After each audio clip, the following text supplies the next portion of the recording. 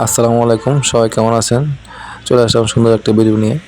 তো যারা আমার চ্যানেল নতুন তারা অবশ্যই সাবস্ক্রাইব করবেন, আর যারা সাবস্ক্রাইব করেছেন তাদেরকে অসংখ্য ধন্যবাদ। দেখতে পাচ্ছেন সুন্দরতম রাস্তা। এটা হচ্ছে বিশ্বের দীর্ঘতম সমুদ্র সৈকত, বাংলাদেশের অন্যতম পর্যটন কেন্দ্র কক্সবাজারের একটি রাস্তা। এটা হচ্ছে কক্সবাজারের ডলফিন মোড় থেকে লাবণী পয়েন্ট পর্যন্ত সুগন্ধা মোড় হয়ে সুন্দরতম রাস্তা। রাস্তার দুপাশে রয়েছে অসংখ্য হোটেল, ছোট বড় হোটেল, কম দামা থেকে মাঝারি রেঞ্জ, বেশি দামা সব ধরনের হোটেল রয়েছে এখানে। এবং হোটেলের নিচে পাবেন হচ্ছে বাস কাউন্টার, বাংলাদেশের সমস্ত জায়গায় যাওয়ার জন্য। এই রাস্তায় আসলে বাসের চেয়ে ট্রাক চলে না। বাস হচ্ছে আপনার হচ্ছে সিএনজি, অটো এগুলো বেশি চলে, কারণ এই রাস্তায় ট্রাক চলাচল নিষেধ। ট্রাক শহরের ভিতরে ঢোকে না, বাস ঢুকে শুধুমাত্র রাতের বেলা।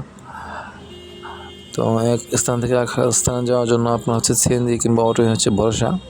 আর মাঝে মাঝে পিক আপ চলে, যেটা দিয়ে আপনি শহরের বিভিন্ন জায়গায় ঘুরতে পারবেন, কিংবা টেকনাফ, হেমছড়ি বিভিন্ন জায়গায় যাওয়ার জন্য পিক আপ ভাড়া পাওয়া যায়। রাস্তাটা হচ্ছে খুবই সোজা। রাস্তার দুই পাশে দেখেন অসংখ্য হোটেল আছে, রেস্টুরেন্ট আছে, শোরুম, তারপর ব্যাংক, সব ধরনের রেঞ্জে হোটেল আছে। যারা আসেন নাই তারা আসলে দেখতে পারবেন কতটুকু সুন্দর রাস্তাটি, খুবই সুন্দর।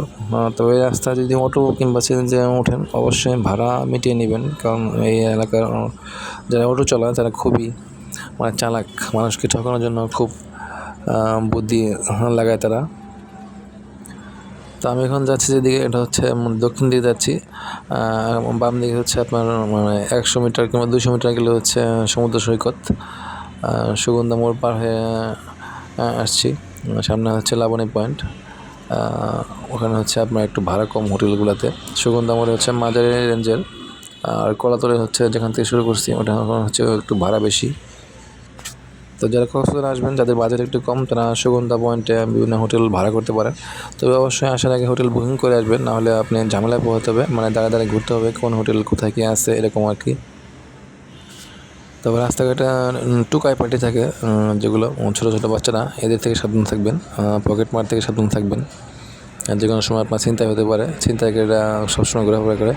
তো যদি ভিডিওটি ভালো লাগে তাহলে অবশ্যই লাইক করবেন, কমেন্ট করবেন। আজকের মতো বিদায়, আল্লাহ হাফেজ, আসসালামু আলাইকুম।